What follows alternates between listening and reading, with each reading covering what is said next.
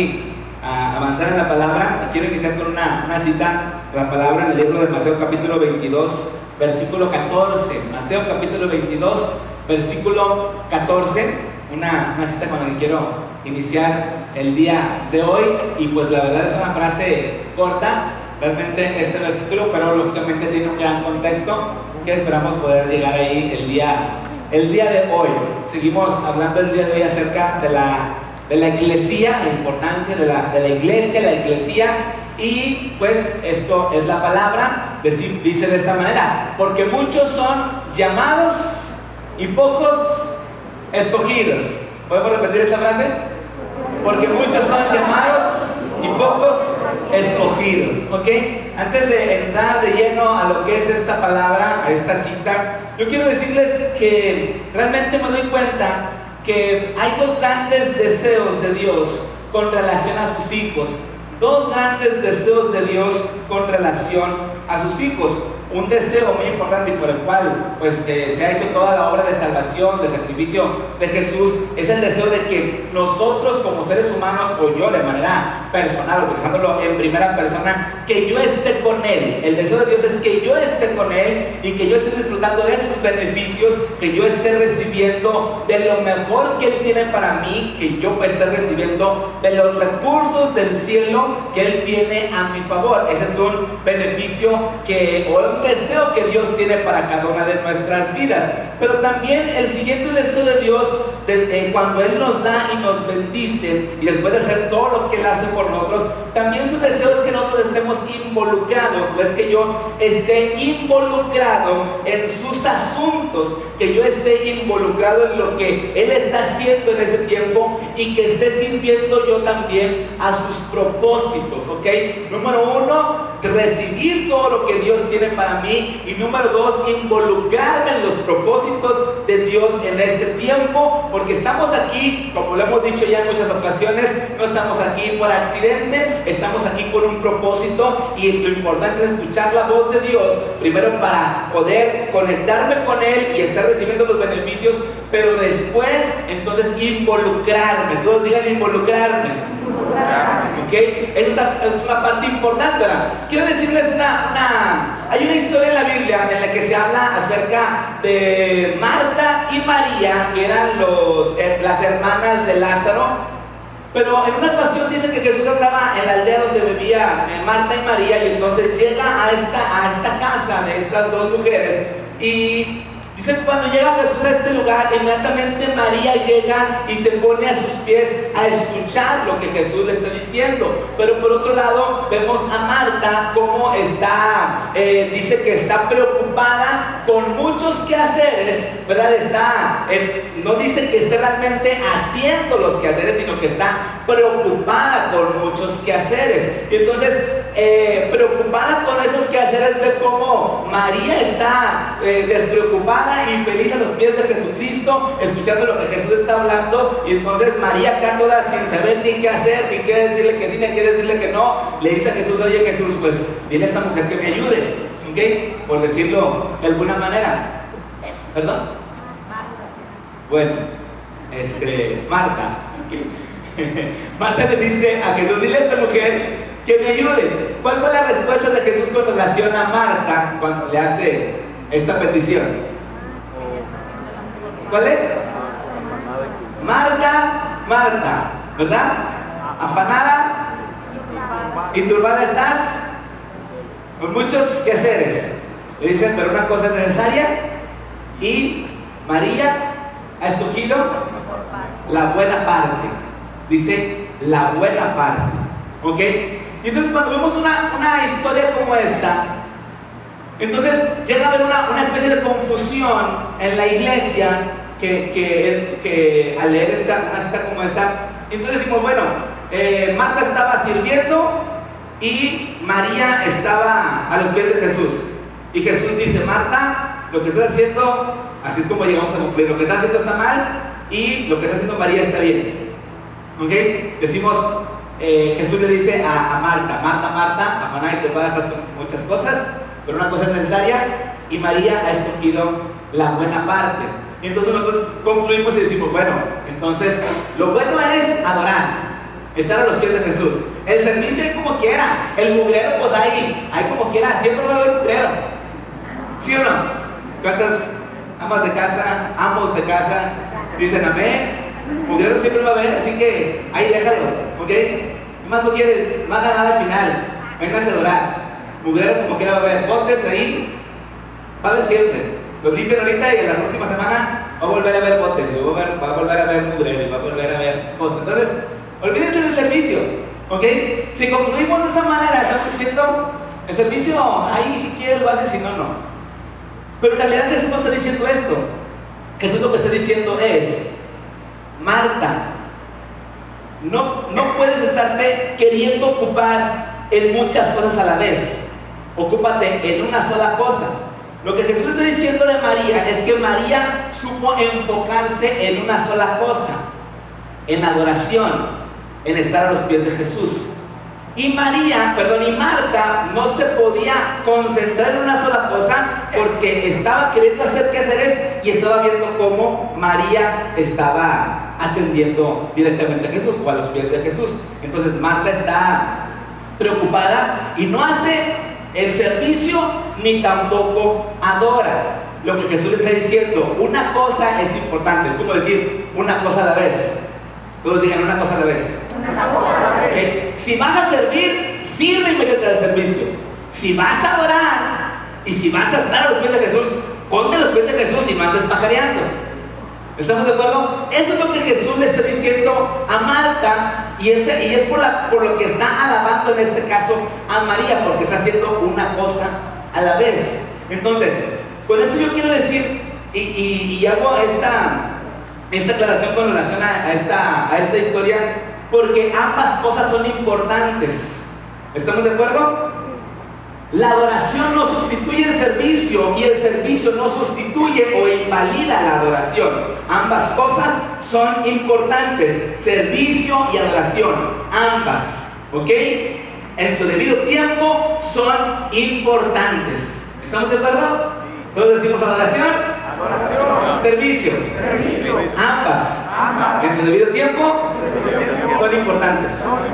Eso es lo que Jesús está diciéndole a una Marta afanada y turbada con relación a una María enfocada en una sola cosa, ¿ok? Entonces, si yo pienso que por adorar ya me puedo decirle, bueno Señor, ya estoy aquí adorando, levantando mis manos, ahí nos vemos. A su tiempo, cada cosa es importante. Y si yo pienso que porque serví mucho, ya estoy exento de orar y de tener comunión con Dios y de buscar su palabra, también, tranquilo, ¿dónde va? ¿Sí? Ambas cosas son importantes. ¿Estamos de acuerdo? ¿Sí? Entonces yo te decía al principio que Jesús tiene dos grandes deseos para nosotros: que recibamos sus beneficios, su bendición, los recursos del cielo y que estemos involucrados en sus propósitos. Y esto es lo que se presenta en esta historia: adoración por un lado y servicio por otro lado.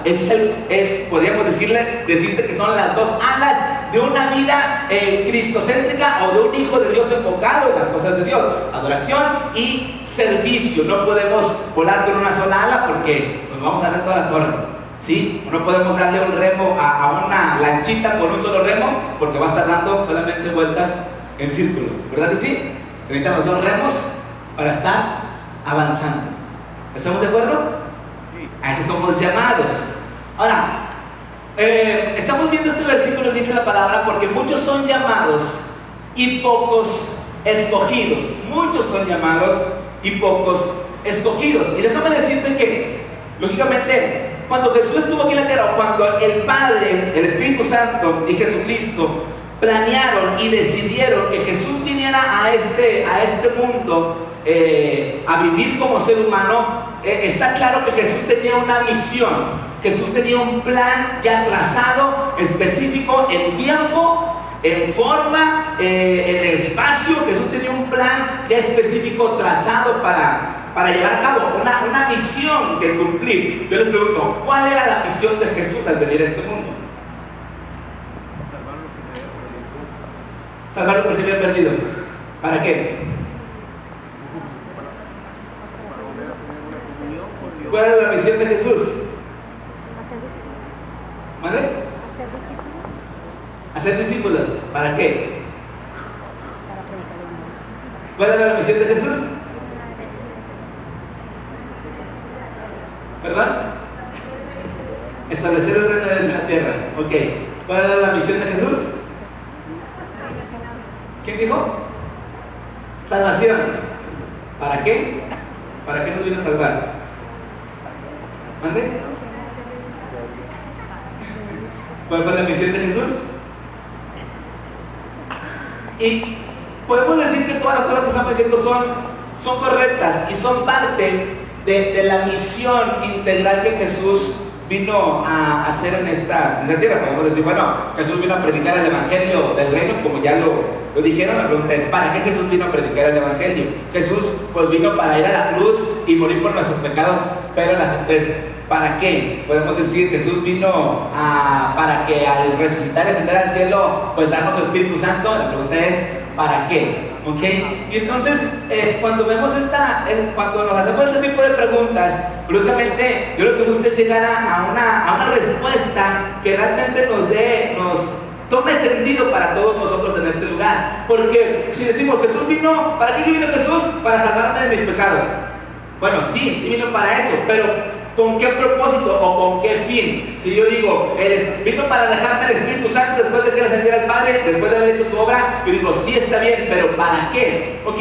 Y entonces vamos a leer una historia en la palabra de Dios, en el libro de Mateo capítulo 16, versículo 13 al 19, en donde yo me encuentro, lógicamente, a diferencia de lo que ustedes también puedan pensar, donde yo me encuentro con el punto por el cual Jesús vino a este mundo, además de lo que estamos diciendo, o ya para integrar todo lo que estamos diciendo, esta parte es la que me interesa compartir con todos ustedes. Mateo capítulo 16, versículo 13 al 19.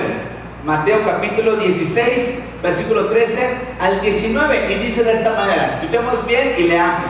Viniendo Jesús a la región de Cesarea de Filipo, preguntó a sus discípulos diciendo, ¿quién dicen los hombres que es el Hijo del Hombre? Es una pregunta que Jesús hace. Jesús tiene esta inquietud y le pregunta a sus discípulos, ¿quiénes dicen los hombres que es el Hijo del Hombre? Que soy yo, estoy diciendo Jesús. Ellos dijeron, bueno, Jesús, unos dicen que eres Juan el Bautista, otros dicen que eres Elías, y otros dicen que eres Jeremías o alguno de los profetas. ¿Ok? Él les dijo una vez más, ¿y ustedes y vosotros quién dicen que soy yo? Entonces dice, respondiendo Simón Pedro, dijo, tú eres el Cristo, el Hijo del Dios viviente.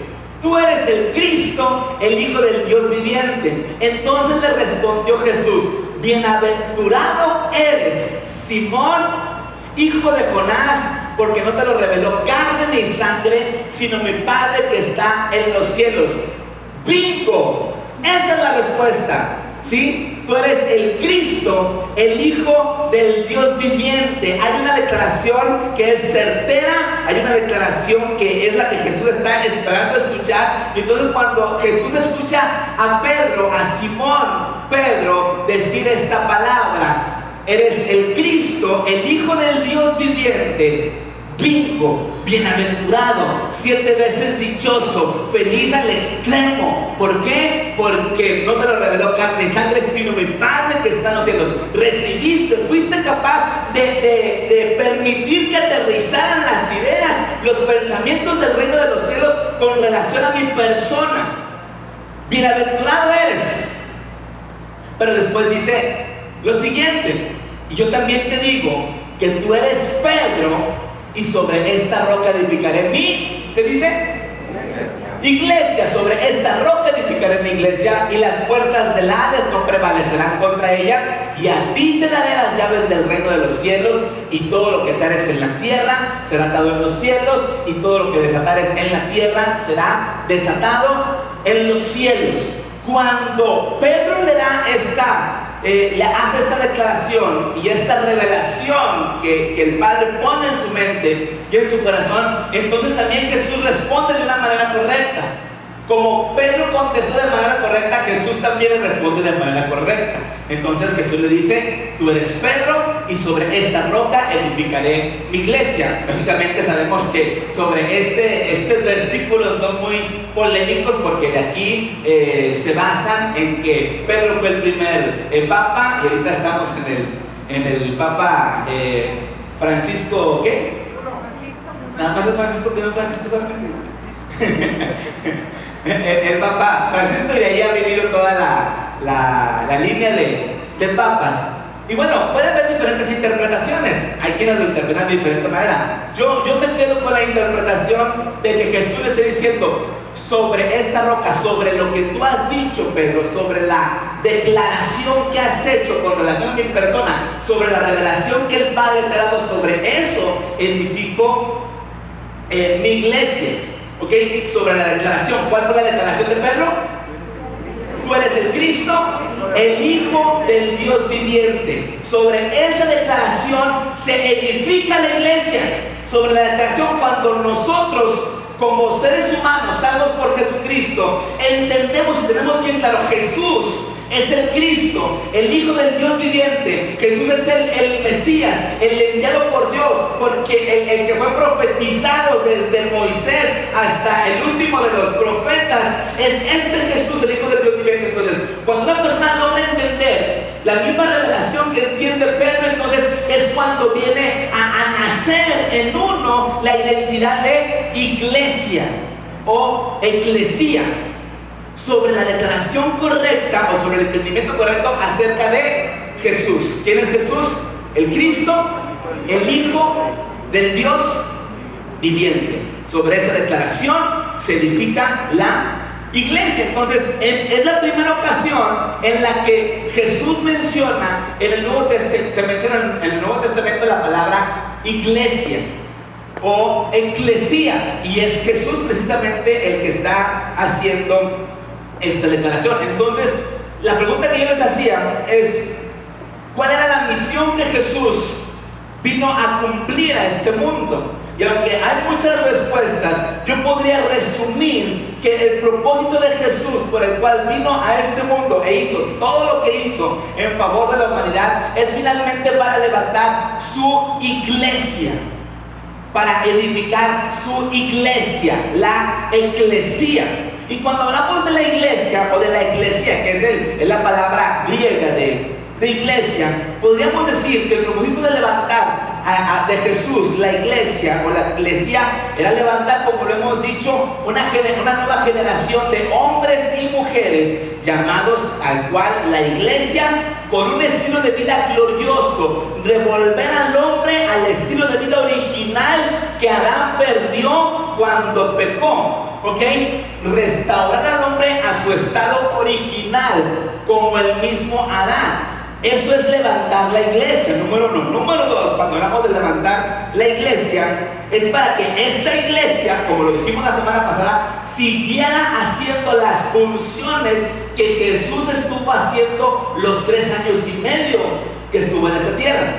Nosotros, que lo hemos dicho, nosotros somos la iglesia, el cuerpo de Cristo. Y si Jesús era una persona dinámica, nosotros como el cuerpo de Cristo somos personas también dinámicas. Y somos dinámicos porque venimos a seguir llevando a cabo lo que Jesús inició a partir de su ministerio, de seguir siendo impacto, de seguir siendo bendición, de predicar el evangelio del reino de los cielos, de predicar el arrepentimiento, que es un cambio de mentalidad, ¿ok? No un arrepentimiento solamente que me arrepiento, Señor, te pido perdón y ya sigo haciendo lo que me dé la gana, no, un cambio de pensamiento. Ese es el evangelio que Jesús está predicando. Y nosotros como la iglesia, que entendemos, Él es el enviado de Dios, Él es el Salvador, Él es el que me da vida nueva. Bueno, sobre esa declaración, sobre ese entendimiento, entonces la iglesia se levanta, la iglesia se activa, una iglesia que sabe que tiene los recursos, una iglesia que sabe que tiene todos los beneficios del cielo. Entonces es una iglesia que está completa y que está lista para ser de impacto, está lista para ser de bendición en favor de los demás.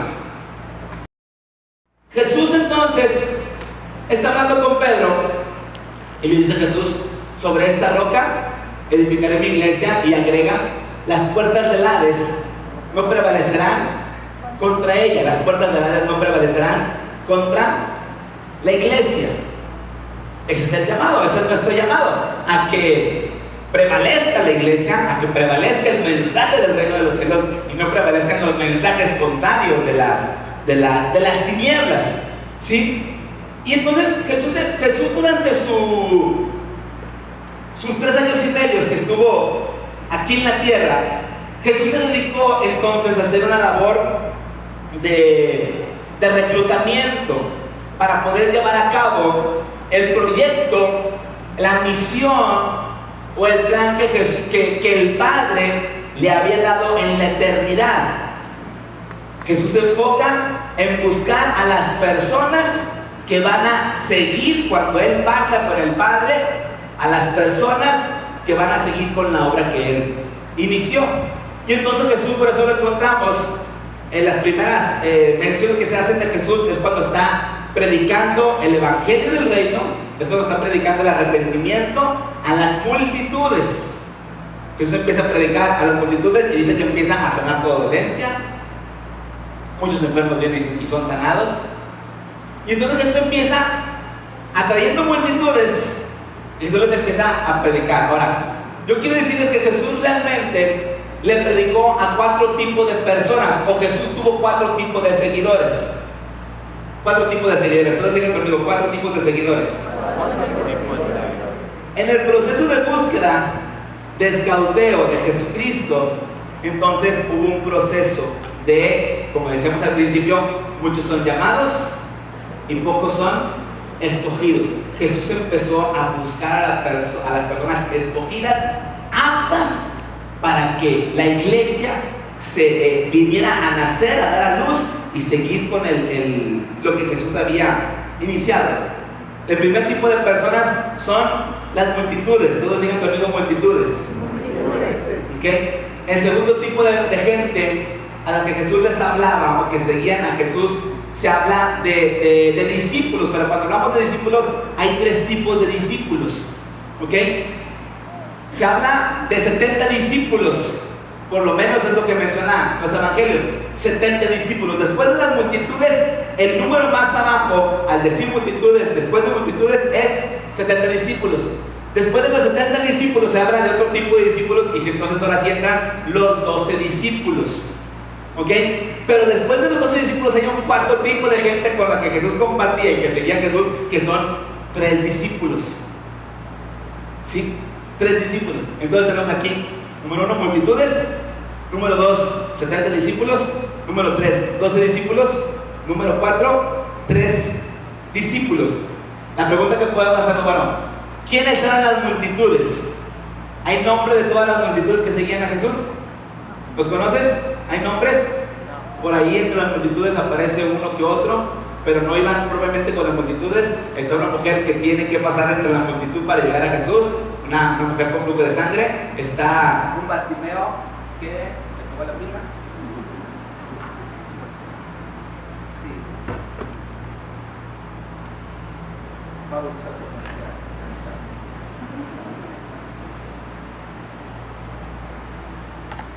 está un Bartimeo que también pues está abriéndose paso entre la multitud, que lo callaban y decían, cállate, no estés gritando, molestas al maestro y además también a nosotros.